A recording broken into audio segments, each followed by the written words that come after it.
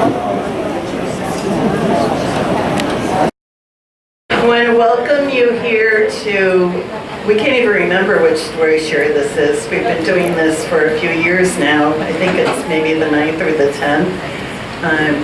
Today we're going to talk about the southern Berlin area of town. Just want to introduce myself, Lorraine Stubb, and this is Sally Caliandri, my partner here from Berlin Historical Society.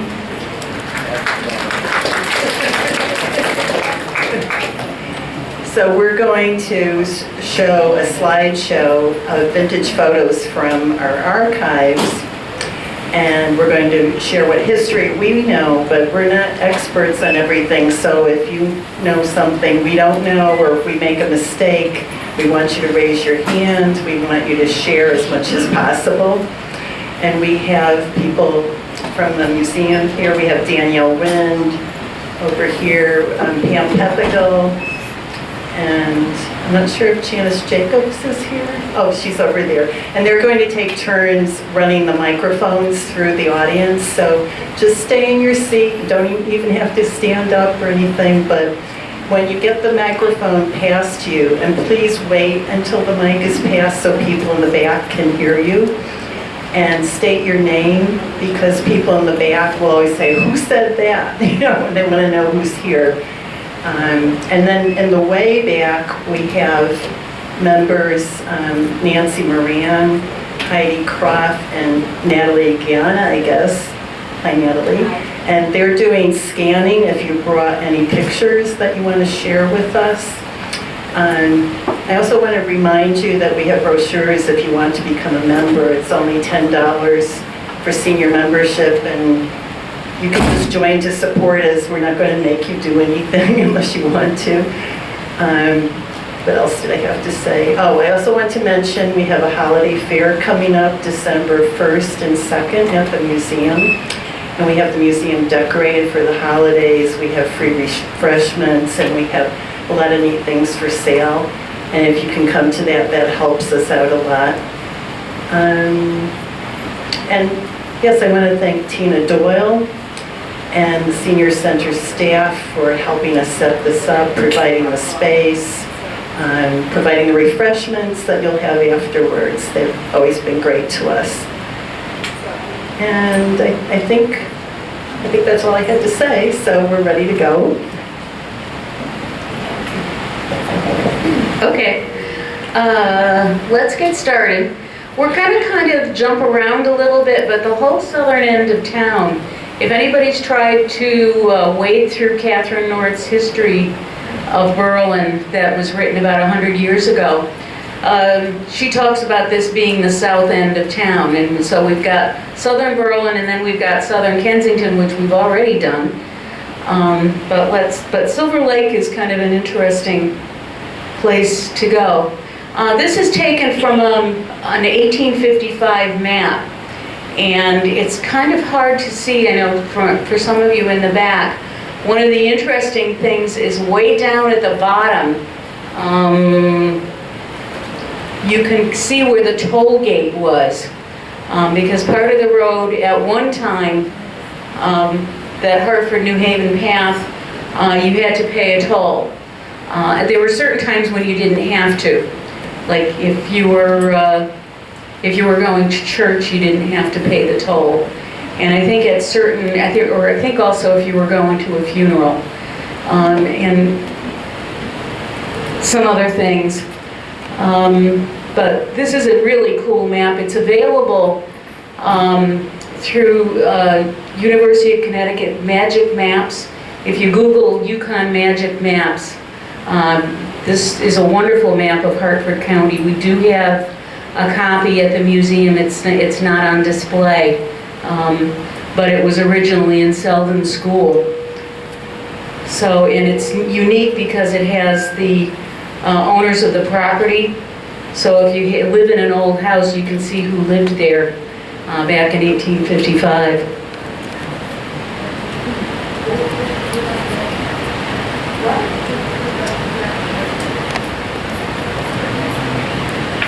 From what?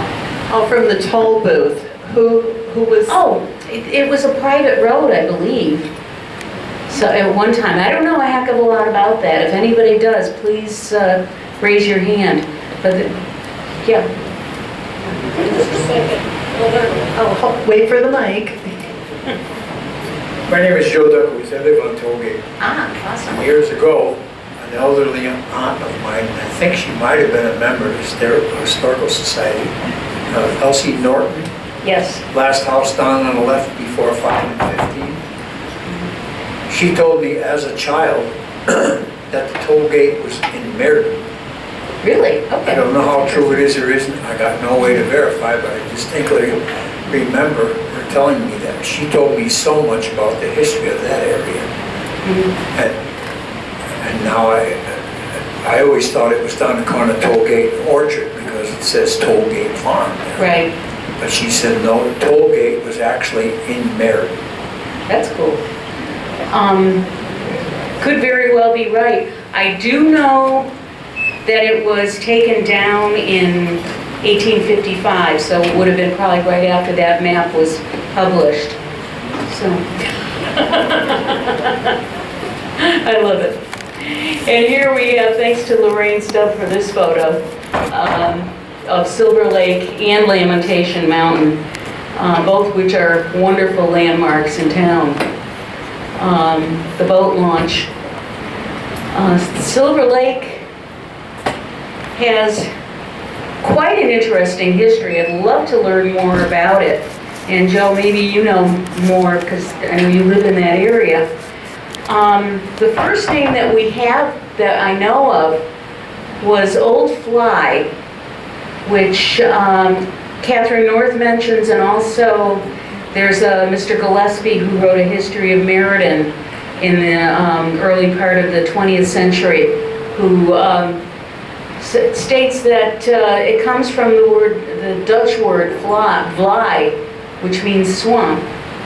And the Dutch, of course, would have been familiar with the area because they had a settlement up in Hartford, if you've heard of Dutch Point, and was it Bishop Avenue? I'm probably pronouncing that wrong.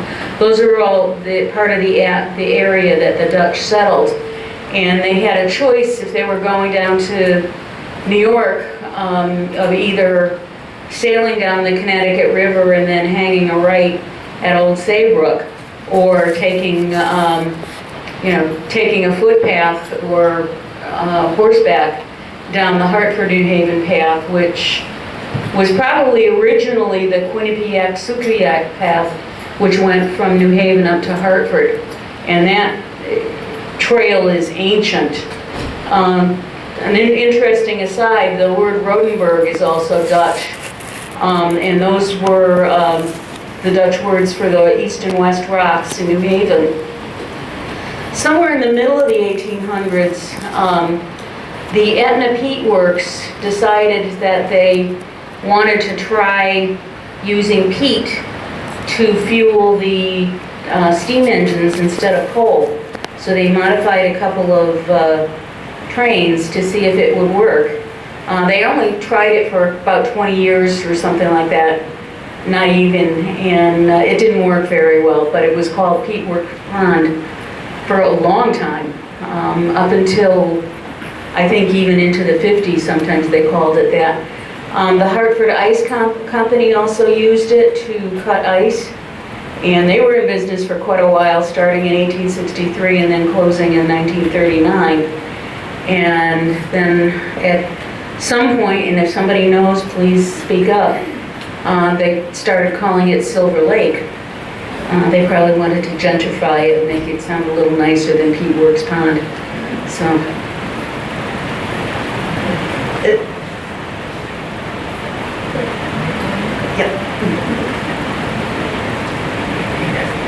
I'm not trying to steal your show. No, please do. We love it.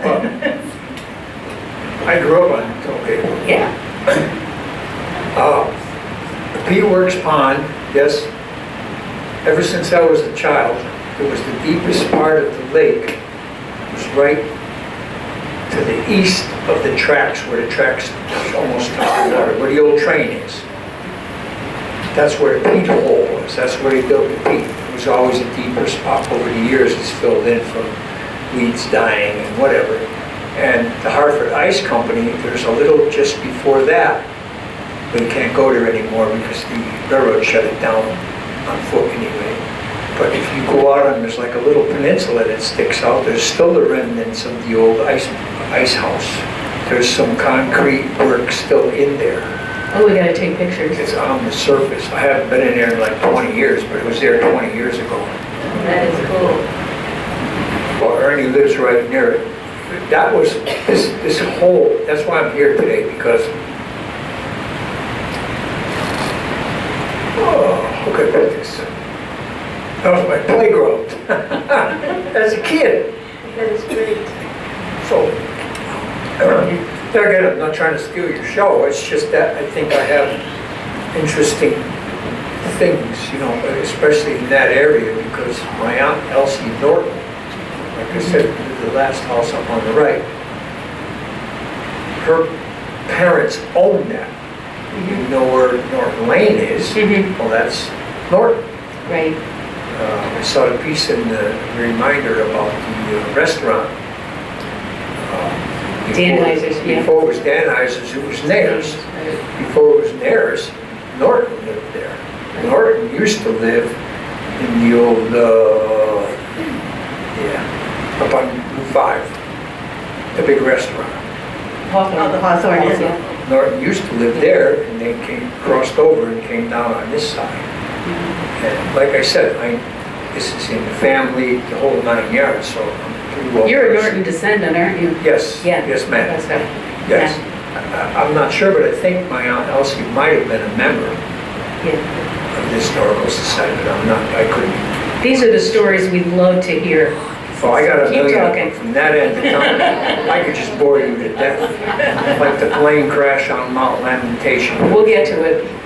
We're gonna get to all But those. if you go down there, well, you can't go now because the railroad's got you shut down. But you go to where the crossing was. I don't know if you ever been down to Silver Lake where the black family was killed. Yeah, we'll get to that too. Late 50s. Yes. I knew them all. 1960. Okay, I'm a year off. I knew all those kids. But right at that crossing, if you go down 200 yards, there's a peninsula that sticks out. That's where the ice house was. If you go down another 200 yards and go east from the tracks, 200, 300 yards is where the peat hole was. Now, like I said, the peat hole, I've talked to fishermen that said that it's still deep. How deep, I don't know, because modern fishermen have depth finders, I don't. But they say it's still there, the peat hole, when they dug it out. What a great archaeological dig that would be. So don't hesitate to pipe in because this program is for everybody here too. Right. We'll kidnap you and we'll get a good, we'll get a good interview. We gotta record you. Are we leaving Silver Lake slide? Let's see. Oh, can we continue about Silver Lake just to, in addition to the peat bog and the ice pond and everything, people have told me that there was a mink farm there. And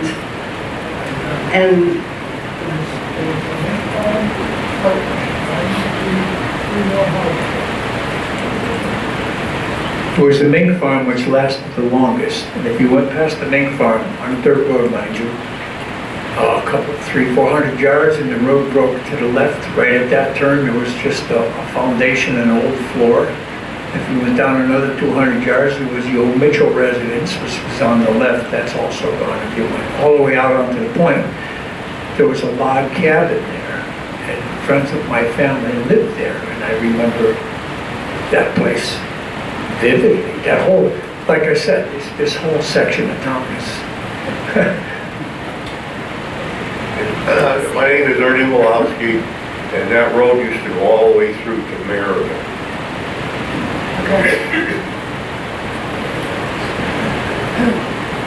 okay. The other thing before we leave Silver Lake that we just must recognize the Whitaker family tragedy, because I think for anybody who grew up in Berlin and was here in 1960. That is something that still gives you chills thinking about it. It was a family, the Whitakers, that had taken in a lot of foster kids, and the mom and the 7 kids were all in a station wagon or something, and she was taking them to St. Paul's, but I've read the story accounts to refresh my memory, and apparently every morning they lived on the other side of the tracks, and they had to cross the tracks, and one of the kids would get out and look for train traffic. But they were delayed that morning because they had a flat tire, and somebody came to fix the tire, so they were about 10 minutes late. So she was going to, rather than drive them to the bus stop, she was going to drive them all the way to St. Paul's. And they got out, and the father was in the house, and he saw everything happen. But one of the boys got out and looked, and a freight train went by, and then they got back in the car, and they started across, and a passenger train came and hit them, and everybody was killed. It was just horrific. Yeah, I read that they didn't blow the whistle. Marilyn DiMaria, you wanted to say something? I just wanted to say, before we get too far off of the mink farm, I delivered mail there for a long time, and I used to deliver cartons of baby chicks, and in front of me one day, he dumped the whole carton into a grinder. Oh my God. Marilyn, did you have to share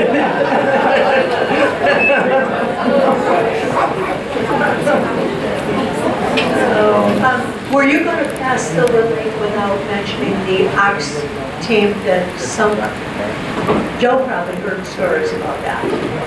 The team of oxen. Oh, yeah. Do you want to tell the story, Marilyn? Yeah, in earlier times, some farmer there was doing something with a team of oxen and a work sled.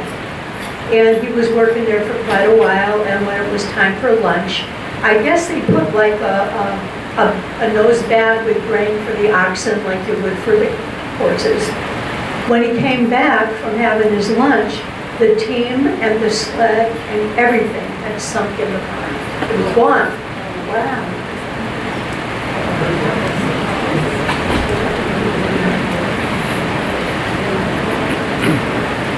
Carol?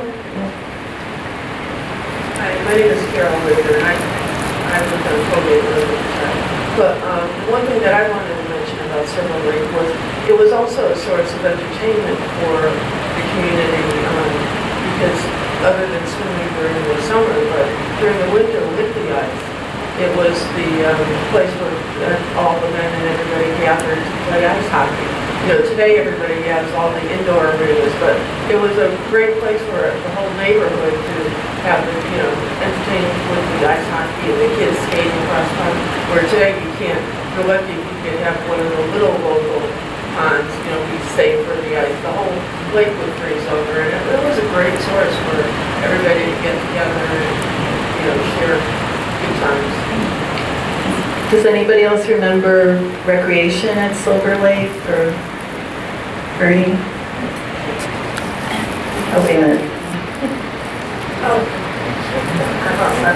Joe, I have a question for you. Was the Mitchell place also where the Peters lived?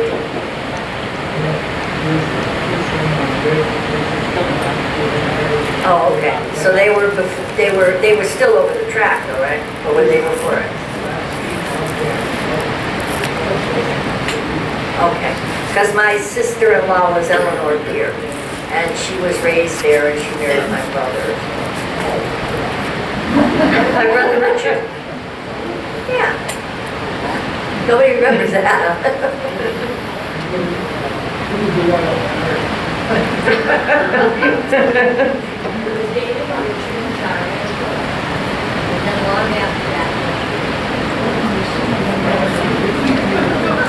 I think you two need to get together afterwards.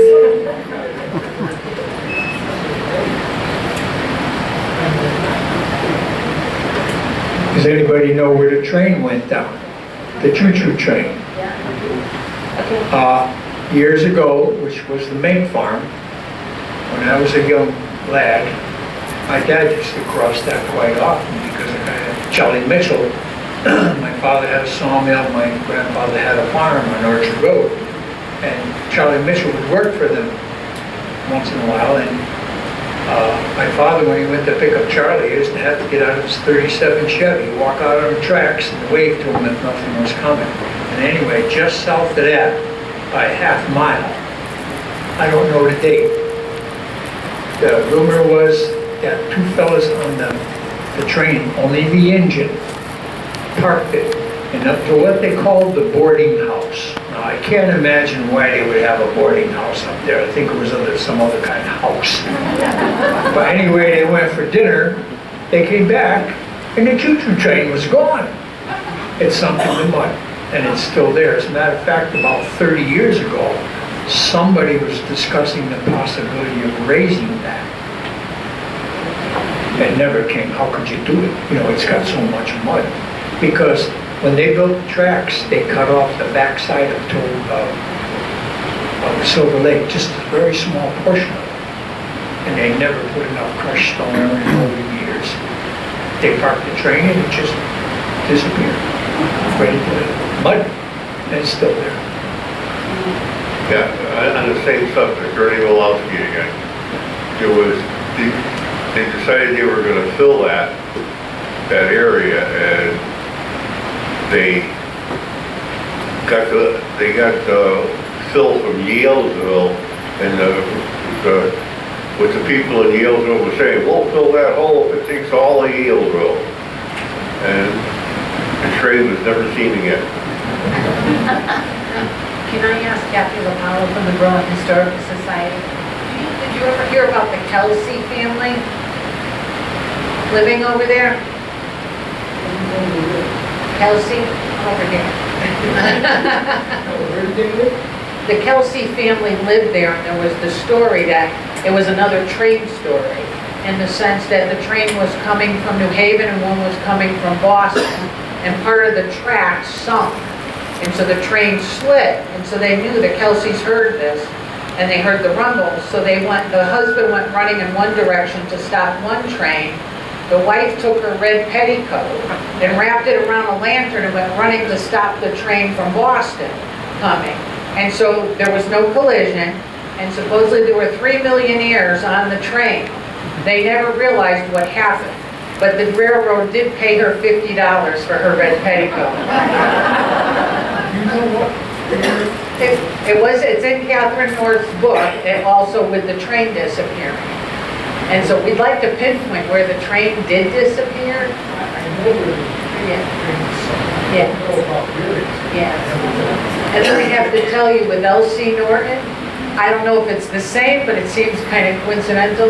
We have at the museum sleigh bells that were 100 years old that we had displayed on the mantle a couple Christmases ago that were from probably your grandfather. That was my, Yeah, so, it was my great. okay, so it was her grandfather, I think, because she said they were 100 years old when she donated. That's where the Yeah. There's also a nursery just south of Garden. Okay. I remember this little spur on Colgate Road. Couldn't go the way. So I don't know if people can hear you. Tollgate Road doesn't go the way it goes now. Didn't go just past Norton Lane, goes off to the right. You go 200 yards, and if you look, you might still find some blacktop. It kind of hooked to the left, and then joined Route 5 and 15. But later on in years, they brought it straight and out this way. I remember when I was a boy, a big truck came in and parked on the old portion of the road, and that is that steel house that is right across the road from my Aunt Elsie's. That came in on a truck. It was one of the first. It was a Lustron house. Pardon? It's called a Lustron house. There's Whatever you call it, yeah, came in there's a on few a of them in town. It's all metal and it's still standing, Yes. so. But Gardner's sold out and they were gonna put in a big restaurant just south of the metal house. They called it Levex, was gonna be the name of it. It never happened. I'm sorry, here again, I'm stealing. Oh, I think we have to, Ernie, do you have something quick? Because we have to move on from Silver Lake or we'll never get through everything else. Can you get it back? Oh, use the mic. Where they happened, where they were flagging down the train, was at the boarding house. It's the same area where the train. Oh, Gary. Can you be brief? We may end up needing to do part 2.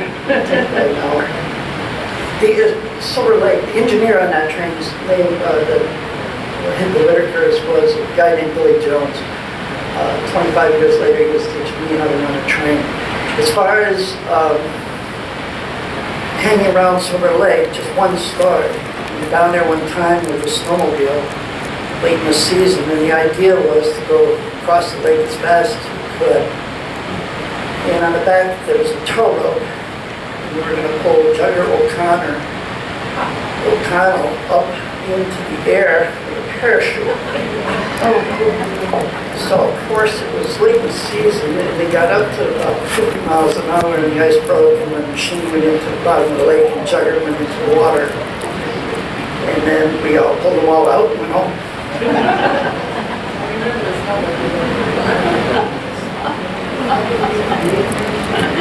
All right. Let's move on a little bit. A little bit of background information. The land that we're talking about once all belonged to Andrew Belcher. And if you've ever wondered, this is where Belcher Brook gets its name. He was really out of Boston. He never really lived in this area, but he married Jonathan Gilbert's daughter. And after Gilbert died, he bought a lot of the land. Jonathan Gilbert owned like tons of land going from Meriden all the way up to Christian Lane and into southern New Britain.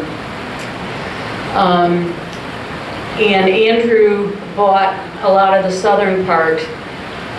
He had a tavern that was on the south side. It was actually in Meriden. It was a stone building that was well known for many years. And another thing that you can see in, I don't know who's doing that, but he also built a stone wall that is mentioned in a lot of the old land records in southern Berlin, and parts of the wall are still there around Metacomet and Mohawk Drive. So it's still kind of interesting. Got a couple of photos of John Niscolata found this for me years ago.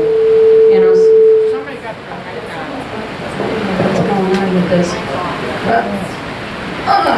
Anyway, let's try that, see how that works.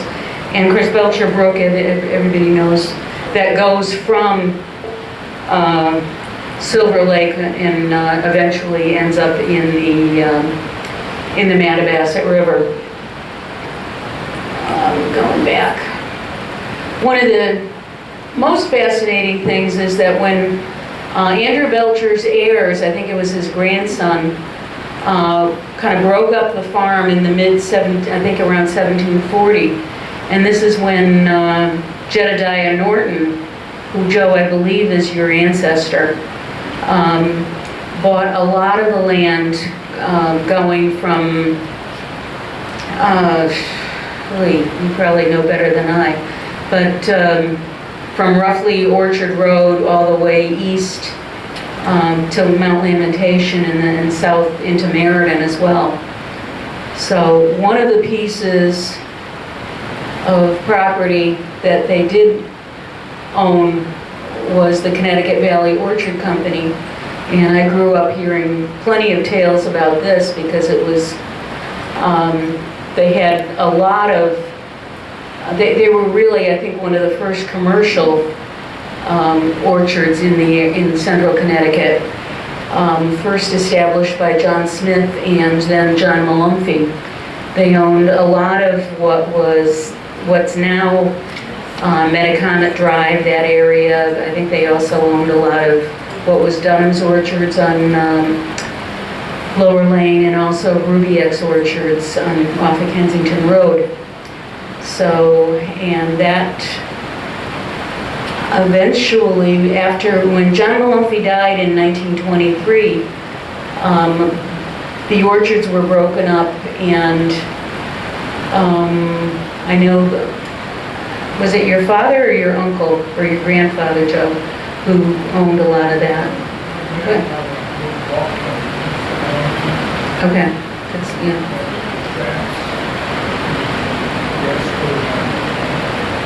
Okay. Okay. Okay. They had their own, I remember my mother saying that they had their own railroad siding off of Orchard Road, where they could just load the fruit right onto the trains right there. They didn't have to bring it into town. And they had a lot of different things. And another great shot of Silver Lake. Let's talk a little bit about Mount Lamentation. And I always thought it was interesting. You see the three counties of Hartford, Middlesex, and New Haven meeting right at the spot. In the late 19th century, there was a lot of interest because of the volcanic activity and the trap rock that was, they finally were starting to realize where it came from. A lot of the trap rock was formed when, I think it was Pangea, was starting to separate into the North American continent, and the Atlantic Ocean was born. And one of the failed spots was right here in central Connecticut. And that's why we have the Metacomet Ridge and a lot of the trap rock sites that we have in town. Probably the biggest story that people have heard about is how the mountain got its name, which was from Leonard Chester, who in the mid-1600s got lost on his way from Wethersfield to New Haven, or coming back from that. I'm not sure. Supposedly he was from Wethersfield and he came to Beckley Quarter. Right. And then for some reason or other he got turned around and went the wrong direction and wound up on the mountain. Right. And he got lost and thought he was never going to be found. And so they called that Mount Lamentation because he was lamenting that he was going to die there, and luckily he was found. So I like reading his accounts because can you imagine back then, like, nobody was around. I mean, you couldn't call anybody for help, and it was very foggy. He couldn't even see off the mountain. He didn't know where he was. But back in Old Wethersfield, his wife organized a search party, and they came and they were banging pots and pans and yelling and everything, and they finally found him, and he was just so grateful. And he went on to lead a prosperous life in Wethersfield, and I found his grave is in the old cemetery there, and it happens to be the oldest one in the cemetery. that is cool. Another interesting thing that happened there was in 1929, you had Henry Tallman, who crashed into the mountain. He was flying a mail plane, and in heavy fog, he From just Brainerd Field. right.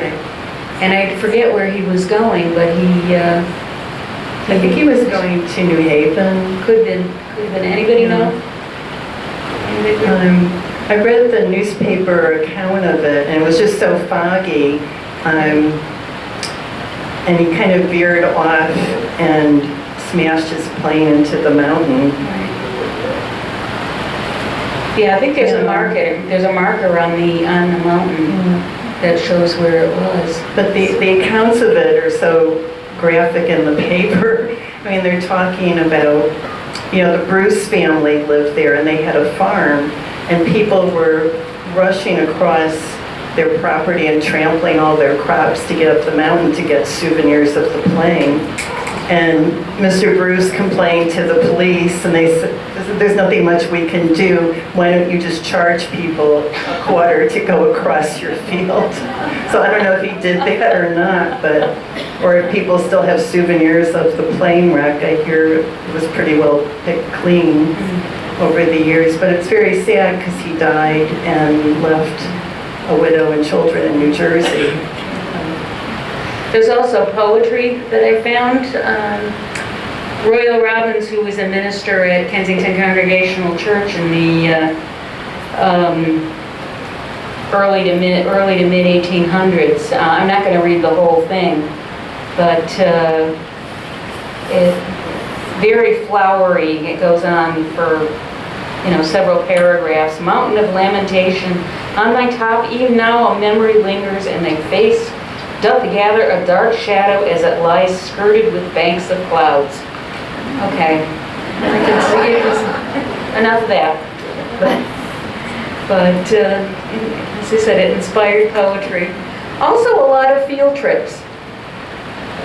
Well, these are pictures from my family scrapbook of my great aunts and uncles on top of Mount Lamentation in 1918. And it just blows me away that people went hiking in long dresses and everything up there, and coats and jackets with the tie. But I know a lot of people here probably have hiked up there. And the other place I wanted to talk about, a lot of people own woodlots on the top of the mountain, or somewhere on the mountain. And I think probably your family still has a lot, but the Benson family actually built a cabin up there, and when I heard tales of this cabin, I thought it would be something really rustic and crude, but this looks pretty nice, and one of the Bensons is in front of it. So people used to go up there, and I know my aunts and uncles were related to them some distantly, but they would have social gatherings up there on the mountain. So the ruins of that still exist. Like Holly and I went up to and found it. There's some remnants of it. But apparently it was burned, I forget when, maybe somebody knows this.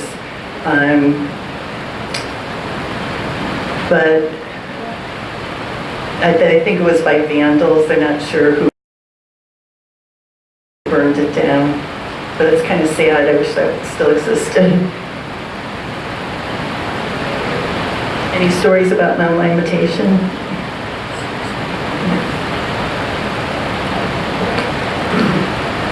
Artie Walowski again. I surveyed for a living, and we were up there doing, I believe, the Thai property.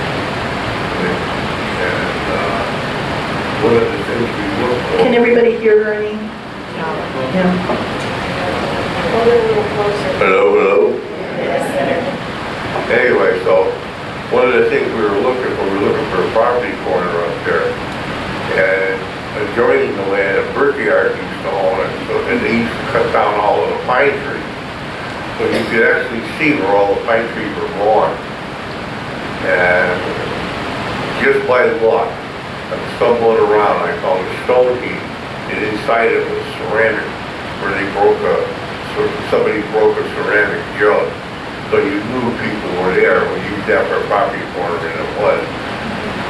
And that was it. We're not going to talk a lot about the southern part of the Berlin Turnpike, but just, I think these were taken in the 50s and 60s, and I think we all remember very well, too well, what it used to be like back in the day. I'm not sure about this, but the old Red Cedar cabins, is that on the same place, same site as the Hawthorne? The Hawthorne Inn? No, I mean the hotel, not the restaurant. North of it? Okay.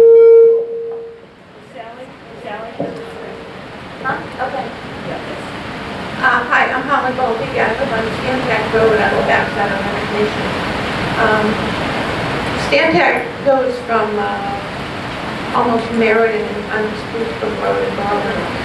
A lot of the low parts are filled with broken bricks from the brick companies in Berlin because when they were out there cutting trees, they cut trees for the ovens for the bricks. And when they couldn't get through with their wagon, they filled the low spots with their discarded broken bricks. We used to do them today.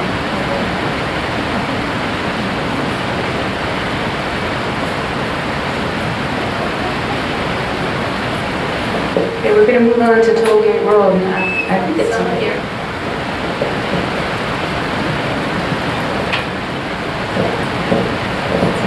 Sorry to go off again, I just wanted to say that I was working at an Esso station right here in Maine.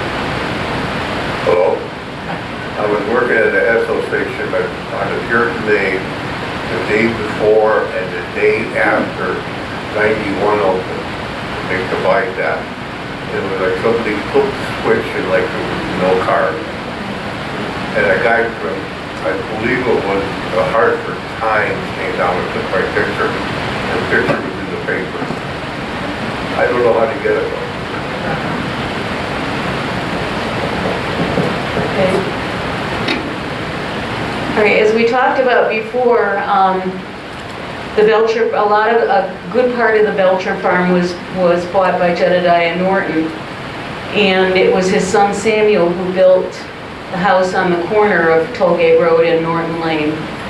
And so these are some old photos of the back part. The L is the oldest part of the house. And the smokehouse, right. Yeah. And then it became Nayer's and then Danheiser's. And we've got a couple of old menus. We've got a couple of, if you get a chance afterwards, we've got a couple on the side if you want to take a look at. I think you'll all die at some of the prices. These are from like the 40s and 50s. Okay. And on the right, we have a photo of what the house looks like now. It has been totally renovated. But a lot of, we've got to have some stories about the Danheisers and Nahers. Okay. Speaking there. Okay, my name is Frank Maselli. I just wanted to say hello to Joe Duckowitz. Haven't seen him in a while. Hi, Joe. Well, we're on Danheiser's, and I'm glad somebody mentioned that Nayer's Inn. I thought I had a scoop on that, but I was way behind. Anyway, when it was Nayer's Inn, there was like 3, maybe 4 small one-room cabins that ran along Norton Lane. Am I right, Joe? And I know that because of a fellow I knew in high school. He worked at Nayer's, and he stayed in one of the cabins. And we spent our New Year's Eve party one night in New Year's Eve in that cabin, one room, a few beers, and a long game of cards. That was our New Year's Eve party. And that's all I'm going to say today. I'm going to let Joe carry on after.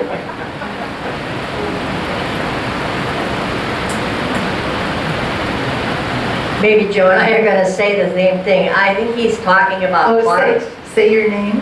Oh, Ann Gamlin. Ann Doolittle Gamlin, for those of you that remember my younger years. I think he might have been talking about Clark's cabins. Those were not on Norton Road. They were on Worthington Point Road. No, they were Norton Lane. Norton Lane? Yes.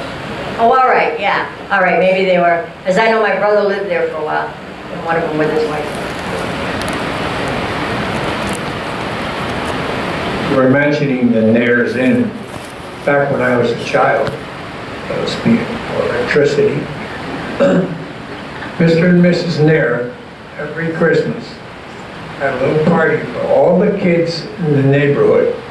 Everybody went up there and got soda pop and cookies, and everybody got a little gift before they left. They were wonderful people, never had any children. Mrs. Nair was a little tiny lady. She loved kids. And I don't know how the way he got away with having no children, but they were both great people. As a matter of fact, you showed a picture earlier of the smokehouse. Well, just on that corner of the smokehouse that you saw, he had a little pond dug in there, right there where the dog is. When I was a kid, there was a hedge that ran right along Norton Lane. And coming out of that smokehouse, Mr. Nair put in a pump. And right where that dog is, right alongside of the road, there was a little tiny pond. He'd go down to Gill's Pond, catch small bass, and throw them in there. And us kids used to come around in the night, sneak our fish pole through the hedge and catch his bass.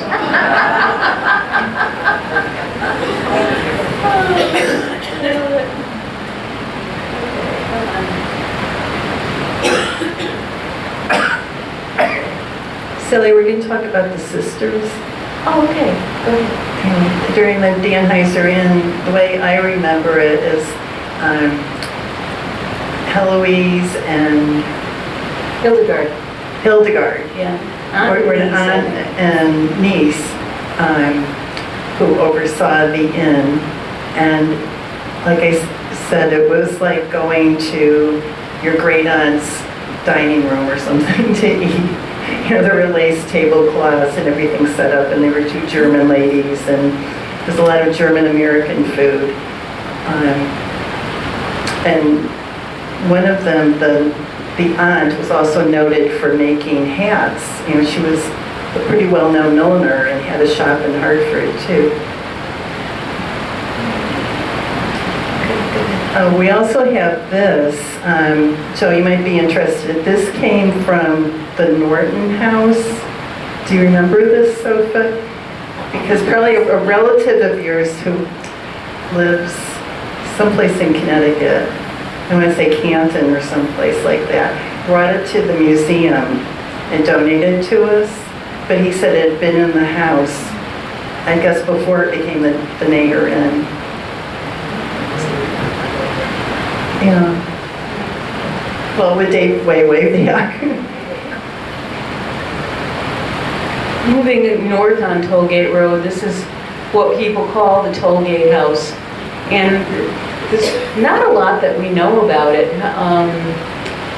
It was built, according to the town records, it was built around 1740, and I don't know who built it. If anybody does know, please let us know. Some sample tolls that we came up with is 6 cents for a cart and a horse, and a horse and rider were 4 cents. As I said before, if you were going to a funeral or going to church, you didn't have to pay. So, anybody know anything about the house? Oh, yeah.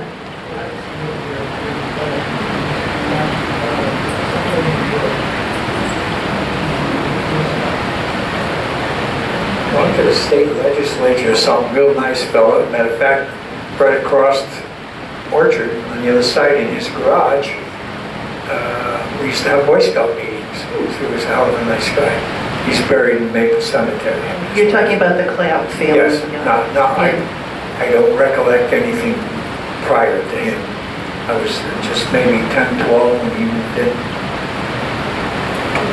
I know the house is beautiful inside. It was on a garden tour or something some years ago, and it has one of those huge fireplaces that you can just walk into.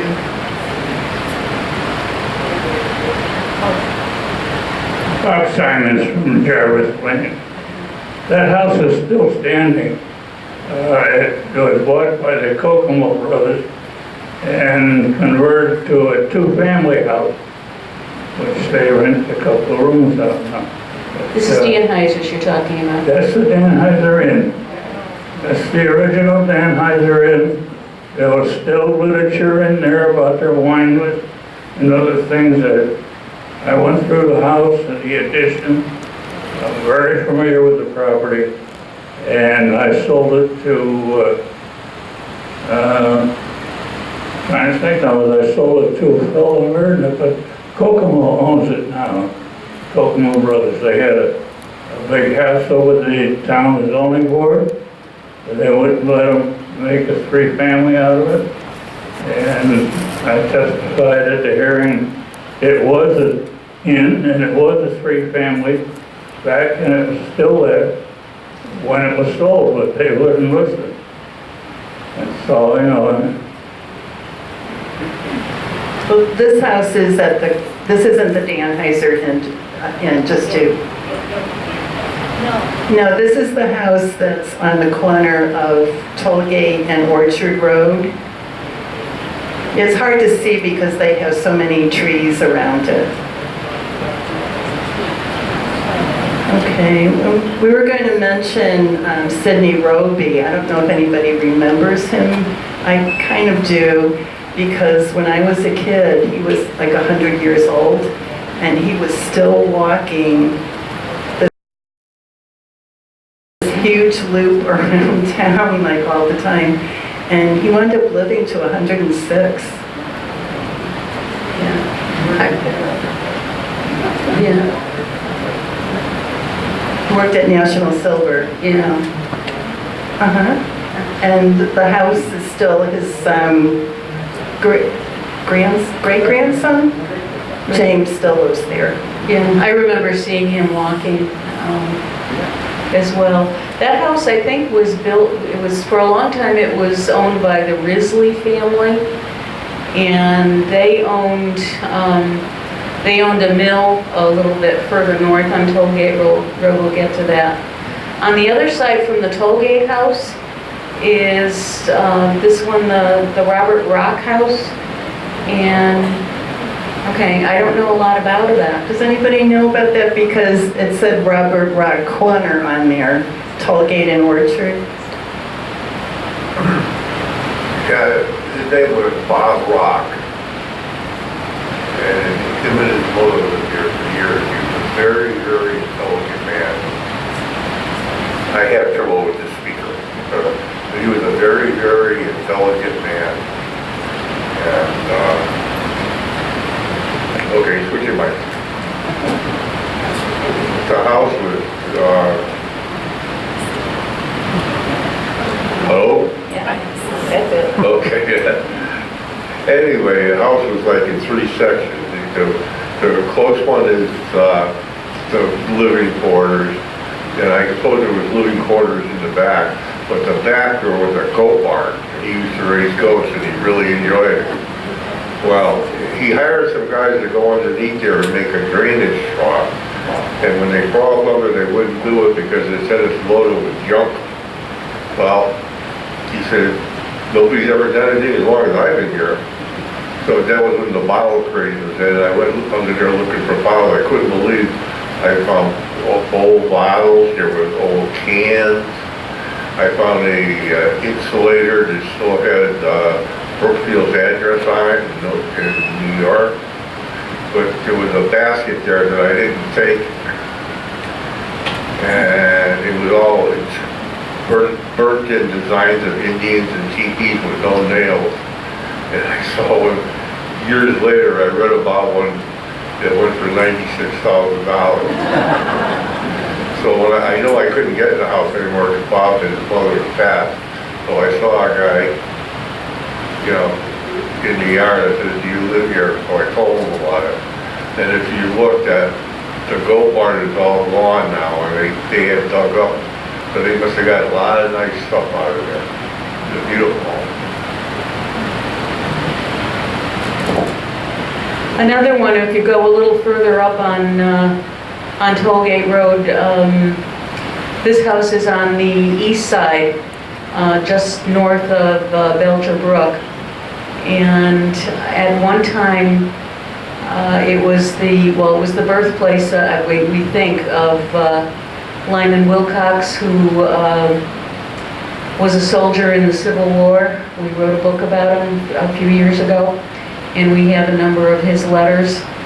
I think it was also owned earlier in the 19th century. I think it was the home of Nathan Elton, who was a miller. He owned a mill across the street. Across the street from this is, let's see if I have the right slide here, Gill's Dam. And at one time, this was, there were quite a few mills here going from the late 18th into the mid-19th century. Nate Nelson had a mill there. I think Barnabas Dunham had a mill here. Brandegee, I think, had one here. A lot. Water power was big business back then. And jumping around a little bit, I have a question on the last home you showed. yeah. Oh, Gills. Oh, sorry. Gills. Yes. Well, a friend of mine owned that years ago, and you see where the house is, and you see the dam. If you come below the dam, there's like a catch pond. And off to the right of the stream, there's a little shed. And in that shed is still all the gear workings for the water wheel. That's how they generated their power. The old timers used to call that Sawmill Pond. When I was a little boy, my dad, Mr. Bernalski, and a lot of you, I was just a kid, but all the old timers used to play ice hockey out there, and that was known as that place. The house, the little shack at the bottom is still there, and all the gears are in it. All you need is the water wheel. The sleuthway, it might be gone by now. The sleuthway was there, everything was there, because a friend of mine, Bob House, who worked for Connecticut Loop Plunder, I told him, Bobby, why don't you put a generator in there? You got all the gears and everything was right there. He never did it. Because there again, that was part of my playground. Oh, that is so cool.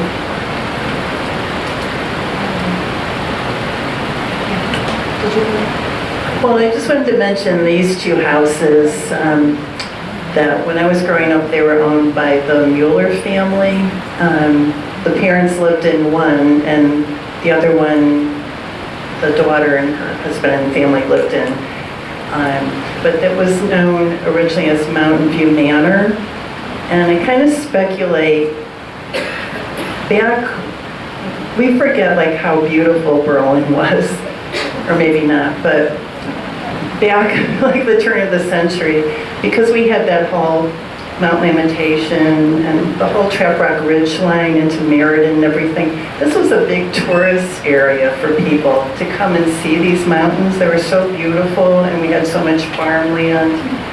So there were places where beautiful inns like this that people from New York City would come and stay at. So I'm kind of speculating maybe there's some connection. Because Penny Freer, who I went to school with and lived in the house on the left, had told me in the back there was a separate guest house, and there were barns, there was a vineyard, gardens, and all kinds of things. But she also said the two barns back there had burned down in the 1960s when there was an arsonist going around town and had burnt down a lot of barns, and they lost them then. But the house on the right, Pierre Beneroff currently lives there. But my third grade teacher, Betty Wallace, grew up in that house. She was in Mueller, and she had told me that her dad was the first person to organize having a school bus in town.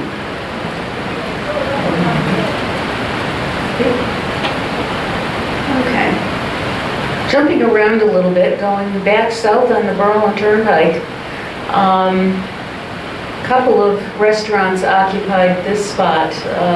I don't really remember the Ridgeway, but I remember the Jolly Fisherman. Anybody remember some meals from there?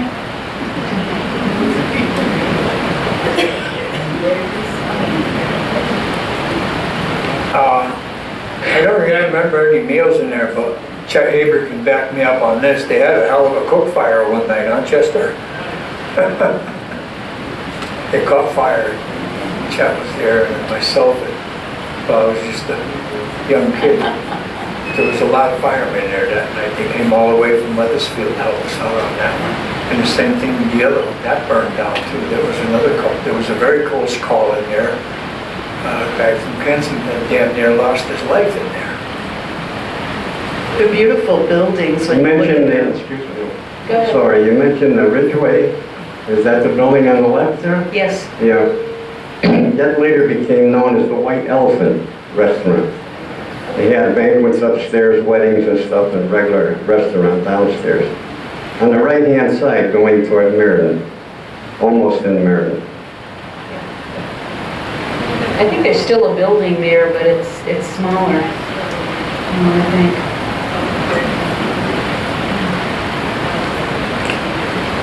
And do a little gambling again. I have pictures, I'll try to get them over so that we can do something with them. I found them the other day, but I've lost them again. I have a picture that shows that restaurant at the end of the highway from North County Road. And I also have a picture of me sitting with my older brothers doing homework because my mom kept me out of school when I was supposed to enter 3rd grade because they would not send the school bus up to pick me up. And my older brother was getting ready to finish his last years of high school, and there would be no one older to walk me and my three-year younger brother to school down that highway. And she was afraid we were going to get killed by a car. So she kept me out of school until the Berlin schools decided to send the bus to pick us up, because they used to pick all the kids up near that restaurant. Okay. And I think this is the queen of the Berlin Turnpike. I can't say that I remember the old Hawthorne Inn, the original building, but it was, that house was there for a long time. Anybody? Well, the Norton family member who donated that sofa had told us that, oh, what family? Clark. Clark. The Clarks owned that, and I'm thinking maybe it was a house back then. I wouldn't be Because surprised. the Norton from the Norton house married the Clark Yeah. from that house. There was an Edna Norton who married a Clark. I don't know when the house was built originally. But there, I saw on some of the old maps, there's a house there, or in that general vicinity, like in the 1855 map and stuff. So I wouldn't be surprised if it's been there for a long time. Huh? That's the original Jedediah homestead? Okay. Oh, wow, it's a shame that they... Right, yeah, that I knew, that they had married. And here we've got a neat interior shot. I think this was in the 50s sometime. Love that fireplace.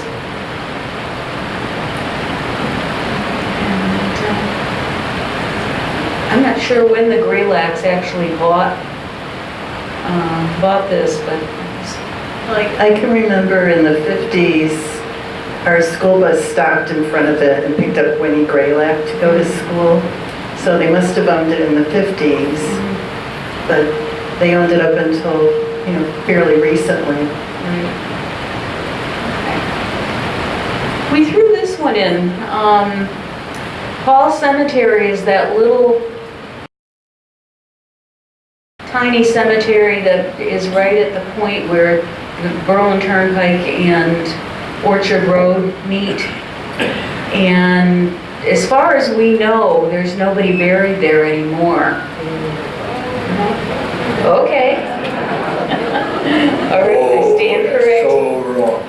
Okay. As a kid, there were at least 15, 18 tombstones in there. Okay. Now, excuse me, now you'll not find the one. Great. There's an unknown child buried in there. My aunt told me about that. So there is bodies in there, but the tombstones, I don't know, they just, I guess, evaporated. Probably somebody's got them for a sidewalk, look what I got. Okay. But as a kid, I can remember tombstones in there. There was at least 12 or 15 of them. You'll not find one now. Who's the gentleman on the right? Let's see. Is he tied in there? I can't read his name on there, but there was a newspaper article, and I think... Don't give up. You'll learn to read eventually. It's blurry.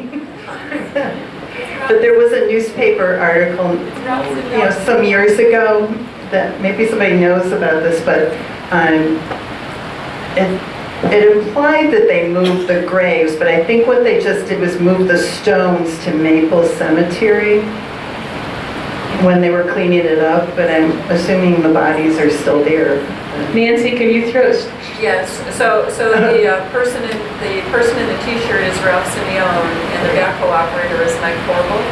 They were, Simeone was president of the Berlin Turnpike Association at the time, and they decided to volunteer and clean up that cemetery. when was that? Do you remember? Was that in the 70s or the 80s? Or earlier? I think it was the 80s. Yeah. Okay. 1997. Oh, okay, that recent, okay, sounds cool.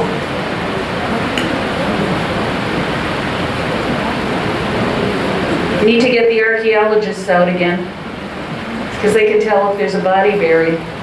Okay. How many remember Miss Bruce? Oh, did we put a picture of her in? We should have. We Oh, have. oh, I think it is maybe in here. Yeah, a little later on, but this was her house. If you didn't know Miss Bruce growing up, she was about this high, and she wore her hair in like this braid that went around like this, and had these dark rimmed glasses, and one leg was shorter than the other, so she had crutches for a cane. Yeah. But she could be very strict. You did not mess with Back in the day when you could get your hand wrapped with a ruler. I think Mr. Maselli wants to talk. That's it? Am I here? Can you hear me? Yep. All right. Just my favorite story about Anna Bruce. She was also my first grade school teacher at Ledge School. Years later, working in the post office, listening to Bob Steele giving out birthdays in the morning, mentioned Anna Bruce, longtime Berlin school teacher at 85 years old. So I went home and wrote her a birthday card. She answered me back in beautiful handwriting and talked about the school and kids she knew and everything. I still have the letter. I cherish that thing. Thank you. Okay. She was, yeah, she started out. Carol? Here's something, because I was a Carol waiter. I don't know, I was maybe about 13, 14, and I was cleaning house over their house, and you know, it was a gorgeous house inside, and all the furniture, lovely antiques. But so I would sit down to lunch with Anna and her sister Fern and their cat on the table to share our frozen dinner lunches. So I didn't last long. I didn't want to be the fourth. Well, I don't know if it was her first job or not, but she didn't have to go very far to walk to school. She taught for many years at South School, which we think this is, Oh, no, this is the house site that is Yeah. now a driveway to yet another strip mall. Yeah, That's mostly empty. I right. can't believe they tore down that beautiful house. Progress, yeah. Go ahead. My name is Chet Haber. I live at 370 Spruce Road. I know this Bruce very well. Down the street from her house, there was a one-room school. She taught 4th grade, 1 through 4.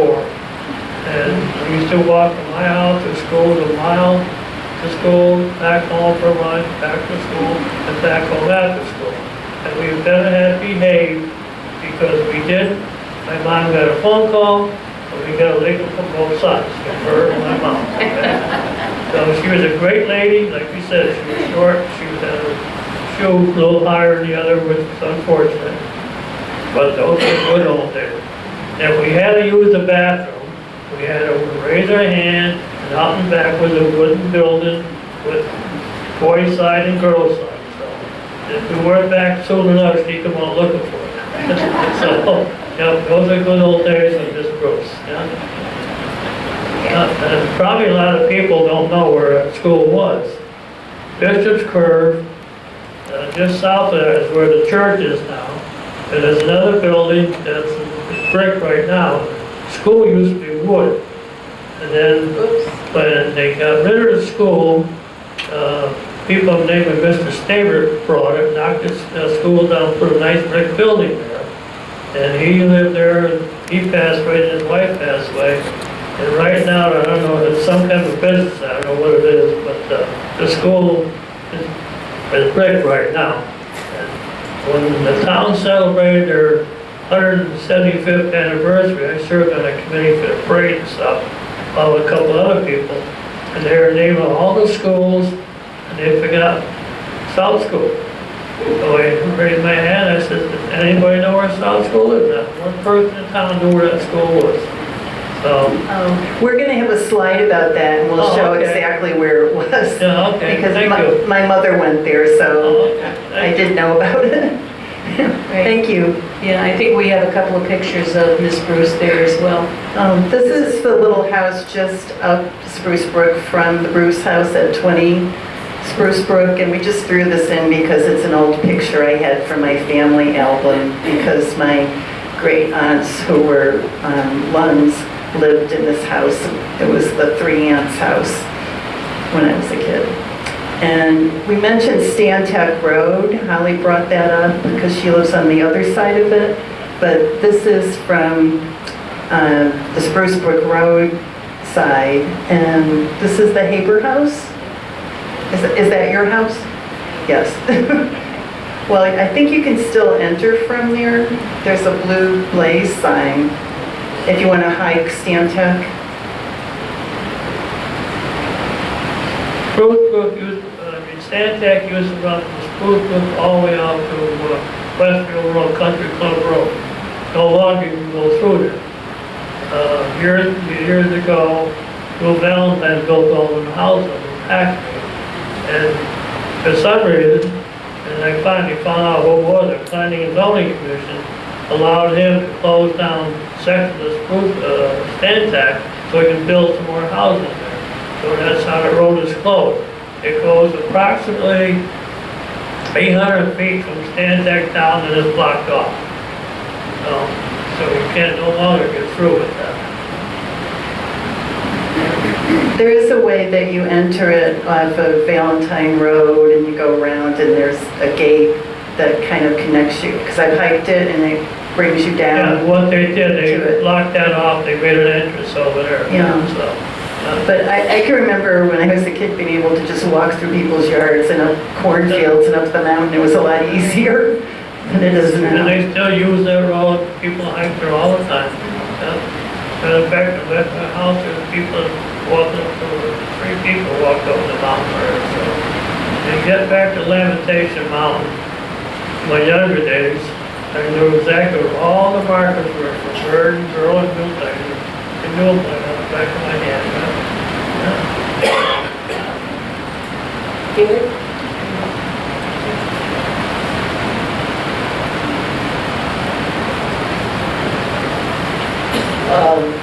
When we were kids, we used to be able to drive up in there to the Benson property.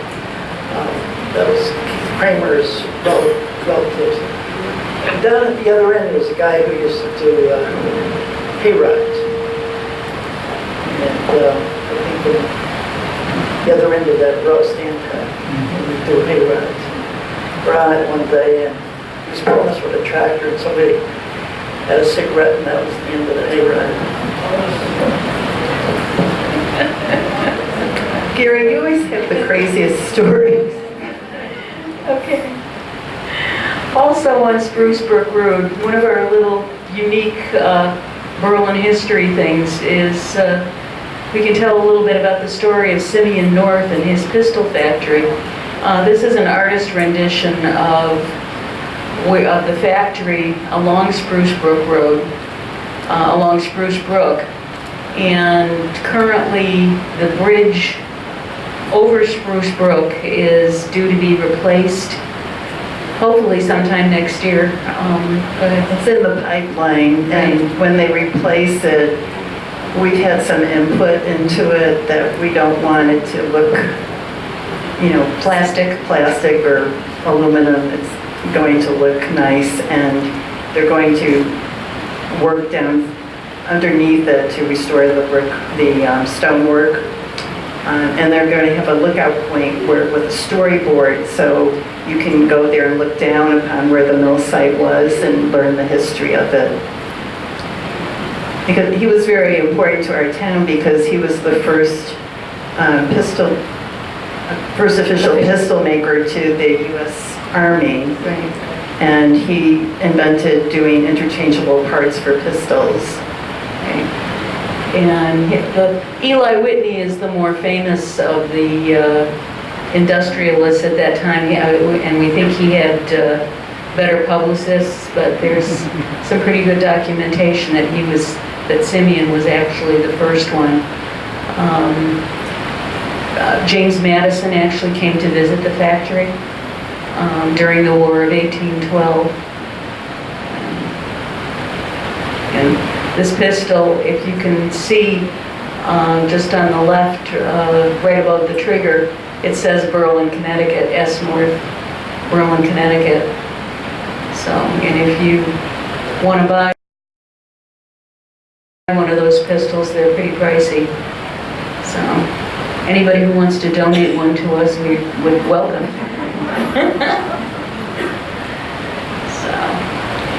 And someone had mentioned the Puritan restaurant. We're bouncing back a little bit to the Berlin Turnpike now. The Puritan, is it Puritan Maid that was there? I like that, fill your tummy and fill your tank.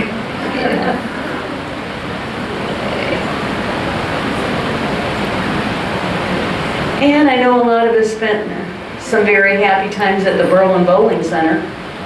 Just threw that in. So. This was built by Harry Edelson, who lived across the road. And I think we have a picture of his house coming up. Oh, wait a minute, now we have South School. Right. And then the outhouse there, yeah.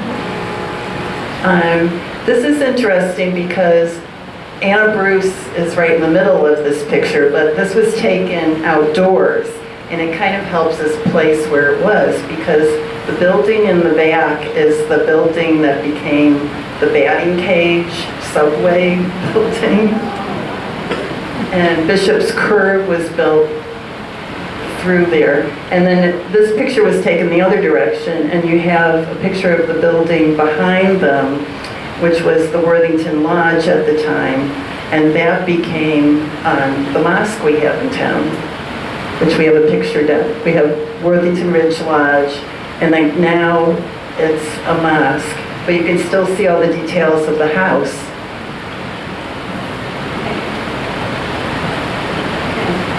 And the Wonder Bar. How many people had their wedding receptions there? A lot.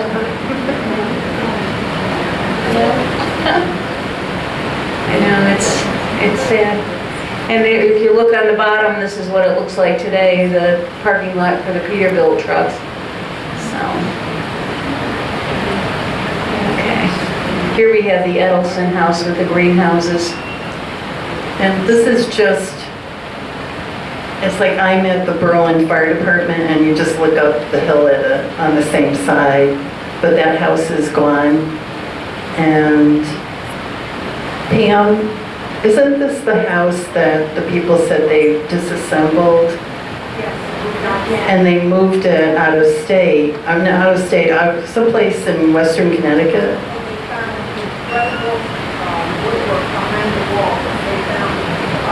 Yeah, there was all the original fabric in it, and they reassembled this house, and it was in a magazine some years ago. Oh, and the other thing about here's another picture of it. Well, Slupskys lived there too. But Mrs. Edelson, they had a farm, and they used to take in fresh air kids, I guess, for the summer. And somebody came up to us at the Berlin Fair who remembered being a fresh air kid and spending time with the Edelsons on the farm, and he had all happy memories of that. She was also a teacher. Yeah, she taught at Worthington School. Willard as well? Okay. Lorraine, Wasn't that gentleman, didn't he come to the Berlin Fair and talk to us about the house that he actually owns it, and it's down in, I want to say New Canaan or Canaan, someplace somewhere like right that. there, yeah. And Bob Simons probably want to talk about this, but this was, when I was a kid, it was the Highway Market with Joe Wachalowitz ran it, and it was my mom and pop store that I went to. And Bob Simons, you owned it for a while. Oh, you want to correct me? Oh, it was your brother. Okay. I'll get him a microphone so he can tell us about this. The building on the bottom over to the right, that's the old package store and the Snooki's Luncheonette. And my brother ran that with my mother for a good many years. He had a luncheonette and a pool table in there. And he worked for me in the gas station across the street before we went across the street and opened this up. That today is a antique shop, just converted over. And I haven't met the fellow that owns it, but it's a antique shop now.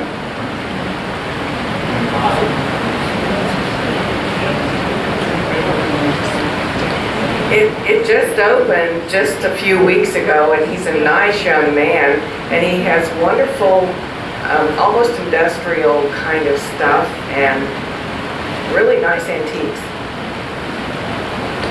I'm happy to see something in there again.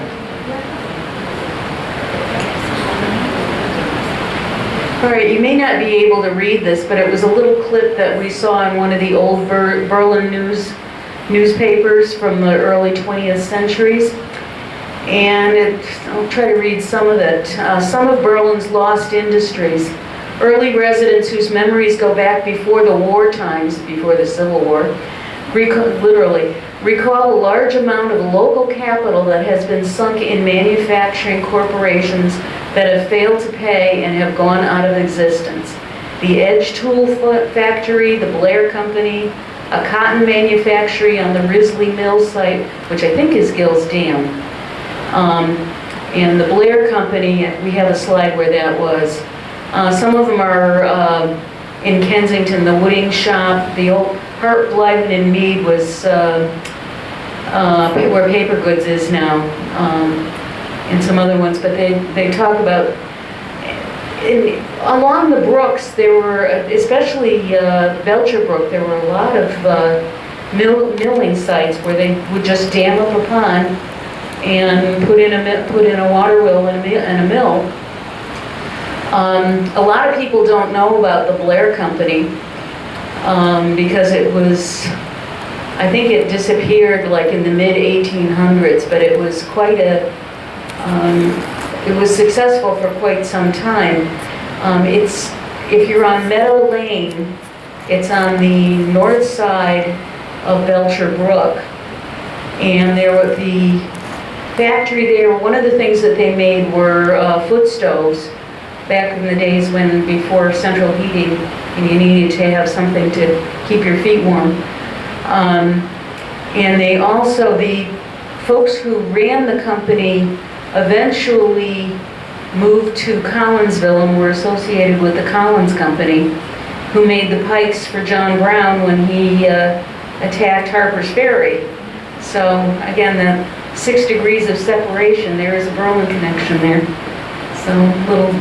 Carol, this was right next to your farms. It is, and that's what I was going to mention, because Belcher Brook ran through our pasture there. And what we also found along the brook border was one of my uncles has a couple shoebox fulls of Indian artifacts like arrowheads and other paraphernalia kind of relating back to the Indians. And what I don't know is we never traced back what type of Indian tribes that they belonged to. So, the brook was also used, before, our civilizations that are around here for the Indians. That whole area, the Hartford-New Haven path started out as an Indian trail that went from New Haven up to Hartford. So you had A lot of the area was hunting grounds for the Quinnipiacs and also the Matabassets, and I think the Wangunks they were all related. So they could have been any of those tribes. So definitely somebody who knows what they're doing really needs to do some research on Central Connecticut Native Americans, because I think there's a good story to tell there. All right. Okay, I know this is on Lower Lane, the south end of Lower Lane. I don't know a lot about the house. I know a Dudak family lived here when I was in high school. Who?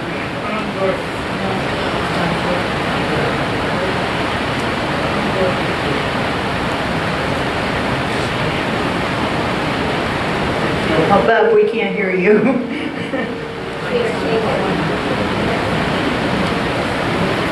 Joe, you got something on that close down to you? That's Lower Lane and Dunham Road.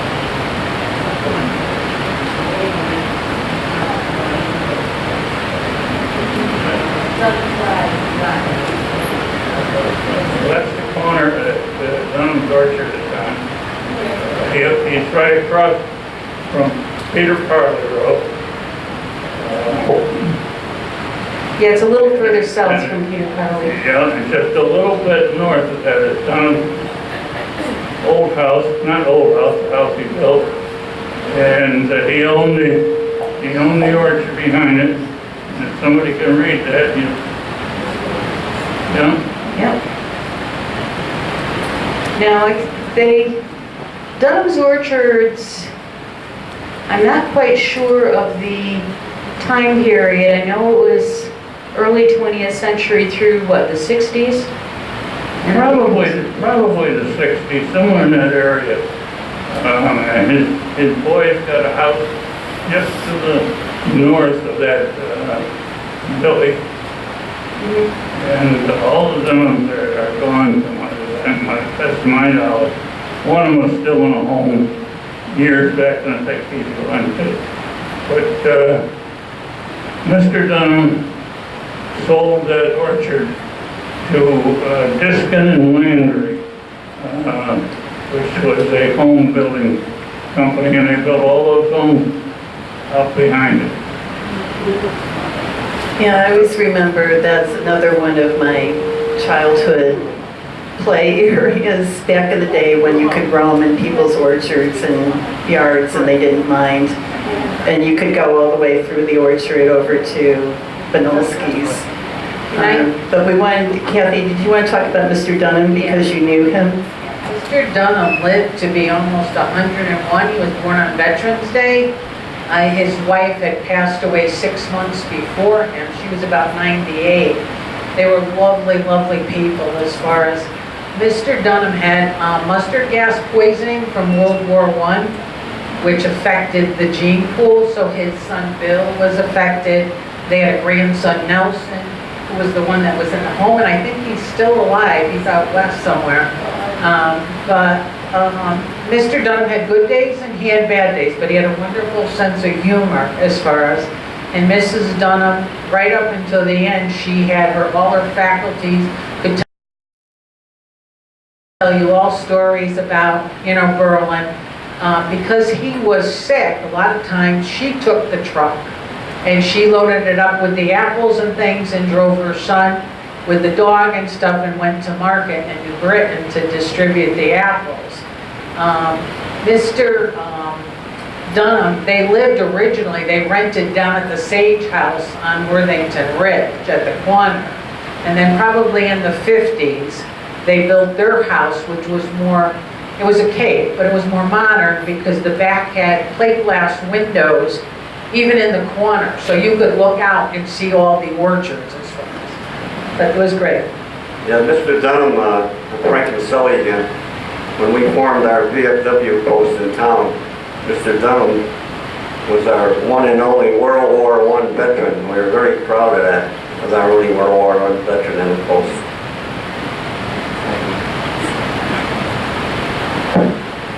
If you go north on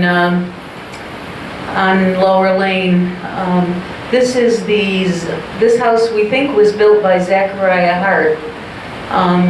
In the long ago, much of Lower Lane was called Hart Street because so many of the families had the name of Hart.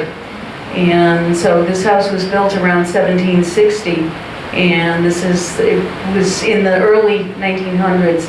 It was owned by a family named Reed, and it still stands today, and it's in pretty good shape. That's a modern picture on the right. Go ahead. It's Lower Lane. It's not too far. It's a little bit south of the Earl Street, between Earl Street and Sunset Lane. The area. It's before Norton, right? Oh yeah, yeah. And this house we always get questions about. It's not there anymore. Everybody thinks that this is where Emma Hart Willard was born, and it's not. The well there on the right that's covered with ivy was the well that the Hart family used. But the house was probably demolished sometime in the 1830s. I know Emma Hart Willard's mother died, I think, around 1831 or something like that. And then a family named Hubbard lived there built another house. The middle one on the bottom is what most people remember.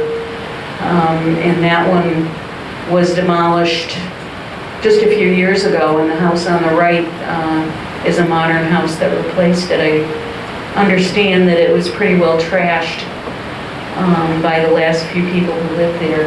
I don't know a heck of a lot about the conditions inside, but I was just going to say the gentleman there is a member of the Historical Society and also a painter, and he painted a picture of it. That's Victor Antonitis. And even Historical Society members, like way back, thought it might be the Emma Willard house, but it isn't. it was the property that they owned, but Yeah, that house was built later on the property that they owned. Yeah. This stone was taken from the property in the previous picture when it changed hands, and was with the help between us and the Daughters of the American Revolution, it was moved to Willard School, and it marks the plaque on the wall behind the stone. The stone was placed on the property in the early 20th century to mark the place where Emma's house was, which was a little bit north of the property that we just saw. And the plaque was put at the school. We figured it was a worthy place to put everything in a place where that was named for Emma Hart Willard. So.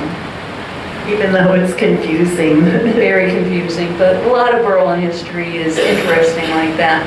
Now Emma's original house probably looked a lot like this. This house was a little bit further up on Lower Lane, but on the same side. There's a couple of modern houses there now. It's called the Abigail Patterson House, and that's Abby Patterson churning the butter. I think she died in 1897, but the picture on the right is where the approximate location of the house. So, but that house was originally built by Isaac Hart, who was related to Samuel Hart. I forget how, but it was about the same time period. So, this was also a Patterson house, a tin shop. I'm sorry, did somebody? We think that this was on the east side of the road. I'm not sure exactly where, but it's an old photo that we have. So, this is another house. We're on Hudson Street now. And this is an old house built by Isaac Norton. who, Joe, that's an ancestor of yours too.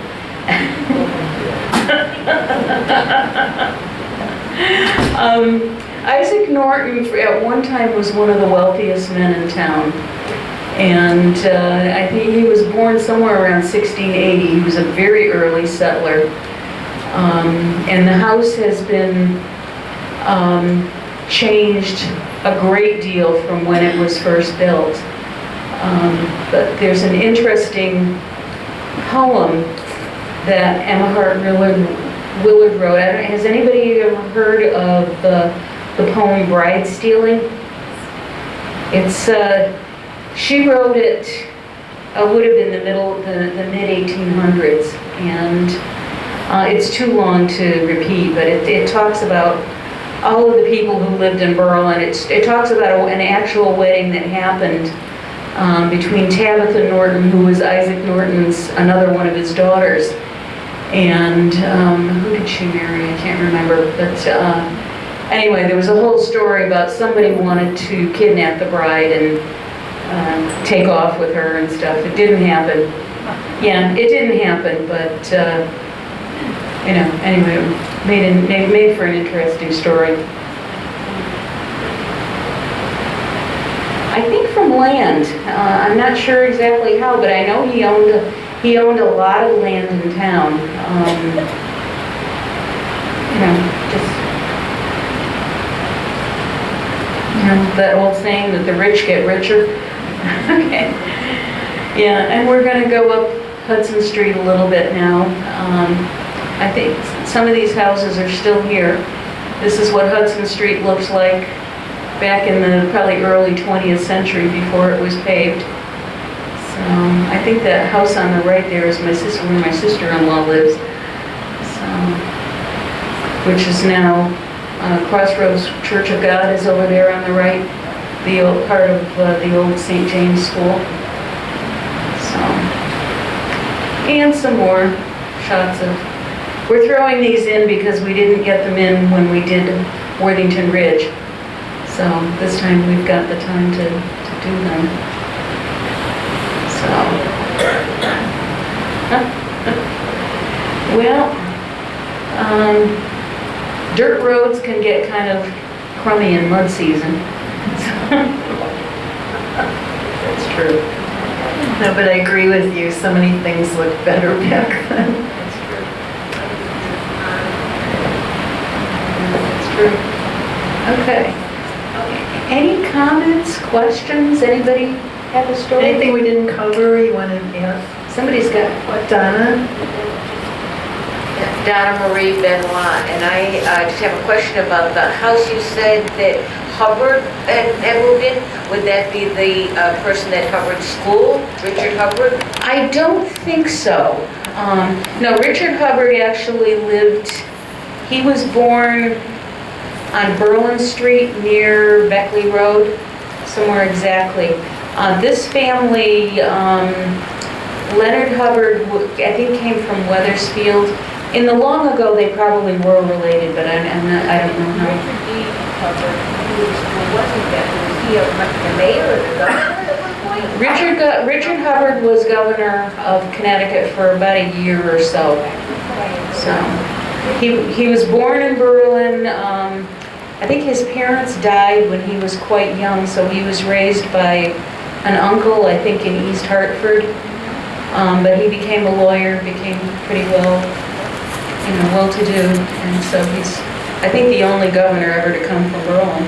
So, anybody else? Okay, no. I just wanted to ask if you knew anything about the mansion on Hudson Street that was the St. James School. I don't know who built it. I know it was part of Mary Court and St. James School, but I don't know who built it. That was a beautiful. Oh, yeah, you're right. You're right. Okay. Gary?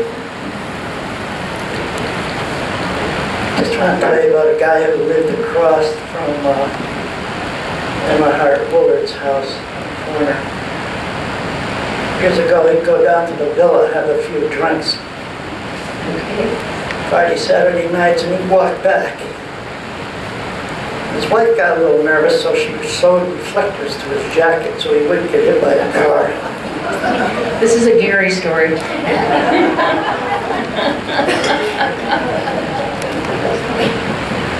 Hi, Carol Waiter again. I just wanted to ask whether or not you talked about the candy camps along the railroad tracks in the past. Oh, we should have mentioned that. Yeah. Because when I was a kid, I don't remember seeing them, but I remember hearing they were there and we were scared of them. Yeah.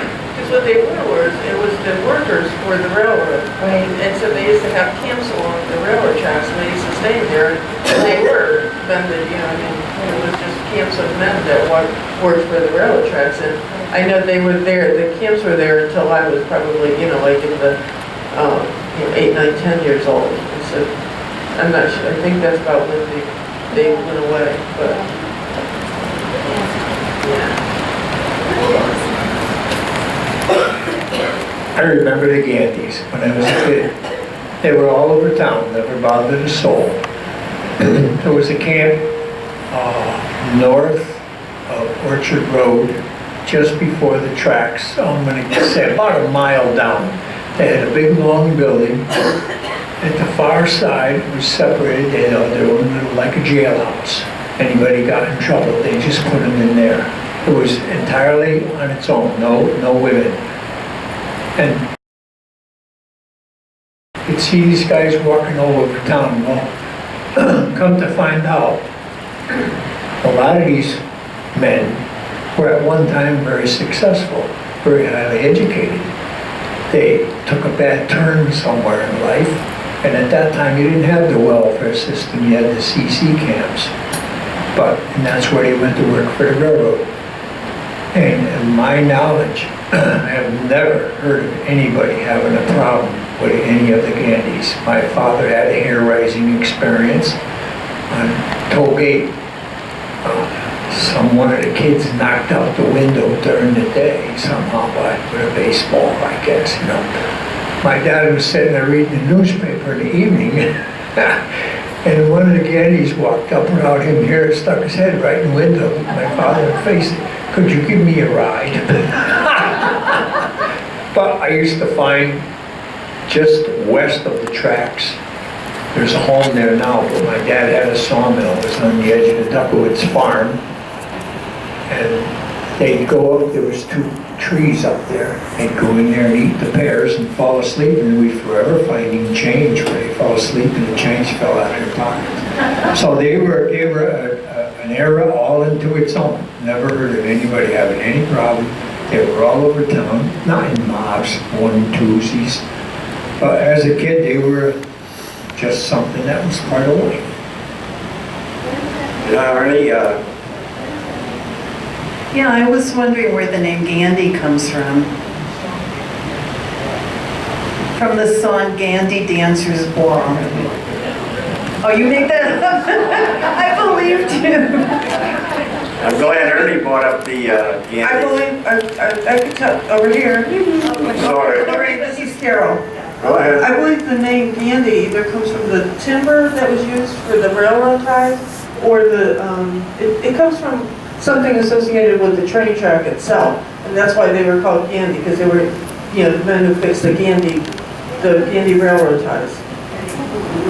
Yeah, we lived right there by the 8 bridges, and the Gandys always walked into town, especially after getting their pay, to the center of town, buy beer or what, and walk all the way back. Well, we sort of follow them back, pick up the empty beer bottles to cash in, and we go all the way to the camp. And you're right, there was a barracks, a mess hall, a jail, and we were so close to the camp, they actually came to our yard and sat down, and we got to know some of them on a first day basis, because they came every week the same time. And they did. They never bothered anybody. They're just hard-working guys, and probably down on their luck.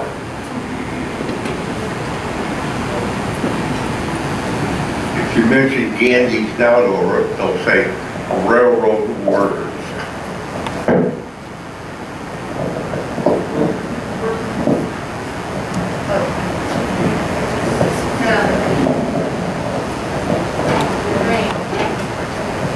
These guys, I worked for the railroad, they were Railroad never called them the dancers, they were section men. And these guys were responsible for a section of track, most likely between Hartford and Meriden.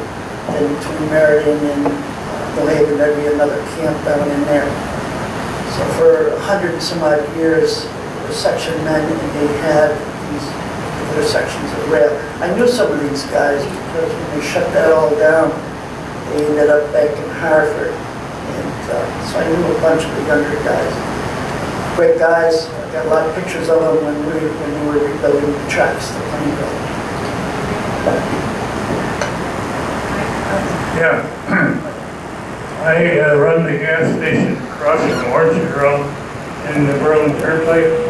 They used to come in from Meriden weekend night. They had a good part of their rail truck. They never bothered anybody. They crossed the road, went down Orchard Road. Sad part is, a lot of them didn't make it across the road. They got run over by cars. Good many families lost their lives just crossing that road.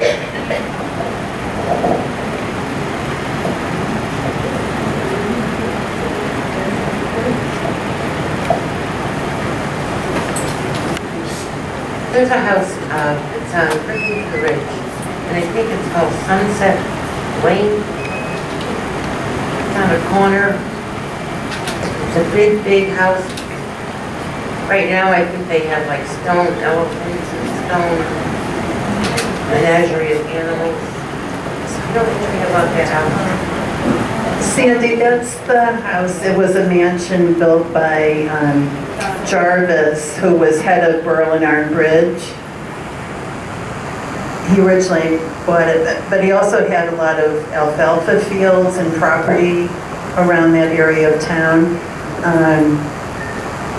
It was Jarvis, then Judd's, and then Jones owned it, and now Bill Travers owns it. And he collects antiquities and these big statuary things and whatnot. Jarvis was the first head of the Berlin Fair when it was the Agricultural Society too. That's true. And they originally had, that whole property went back and it had all the stone walls around it. And then they subdivided it, built the newer homes there to go on to Sunset now. Yeah, do you remember when the beautiful big barn was there? And, yeah, it burnt down. And the tower. Okay. Hi, my name is Maria Carpenter, and I want to know if you have any information on the clock shop that was on Spruce Brook? Okay, we talked about that. We didn't get that far down on Spruce Brook in this program, but in a previous program we talked Okay, 'cause about. I thought it was the same location as the pistol factory. It wasn't. Well, they did manufacture clock parts there, but the Cheney family owned a house that doesn't exist anymore that was on, it's on the corner, it used to be on the corner of Atkins and Spruce Brook down in that hollow, and it was torn down when the golf course was built. But Alka Cheney had a clock shop that was right on the corner there, and many, many years ago, it was pulled down or up north on Savage Hill Road, and it still exists. That's where we live. Oh, you're the people. Yeah, we live in it now. Right. But I was just wondering, because I never knew that much about the clock shop. We always hear about, the pistols, but I never knew much about the clock shop. Right, no, they were connected in that he was using the water power there to make, clock parts and whatnot. But I know I talked to your husband on the phone, and you said, or somebody had said that you found clock parts in the walls. Very cool. Okay. This has been a great audience. A lot of times, maybe you're pooped out right now, but usually people just stop sharing. And we do have to have refreshments, so we want you to socialize and whatnot. But is there one more comment or question? Anybody else, or? I'm going to add one more comment because Okay. this could be along the line with our gentleman over there who has our colorful stories. And this is one that happened on Worthington Ridge. My uncle Joseph Banalski, who used to live on Four Rod Road, he said that back in his day, when he was a youth what they used to do with the taverns and on Worthington Ridge, when the gentlemen would, imbibe and have their fair share of liquor, they used to go outside, and at that time it was horse and wagon for going to the taverns. And what they would do is they would change the horses on the wagons so that when the gentlemen came out and they would get in their wagons, it would be the wrong horse. And the horses knew the way to get home. So the guys would get in their wagons and go home, only they would go to the wrong home. And they didn't know why.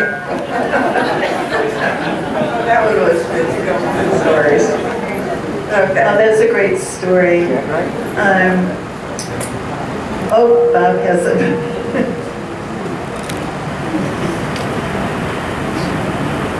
Wanting up on the Worthington Ridge, corner of Sunset Lane and Worthington Ridge, where Dr. Wilson last lived, is a big white colonial. That home used to be a, what do I call it, a lodge? It's a Masonic lodge. Something like that. They have a Masonic meeting room in it. Yeah, and George Washington come down from Boston one night, or one day, supposed to make a stop there for dinner, got halfway down, got drunk as could be, and the people there got tired of waiting for him and finished up the cart that was it for his party. And that's all documented. It was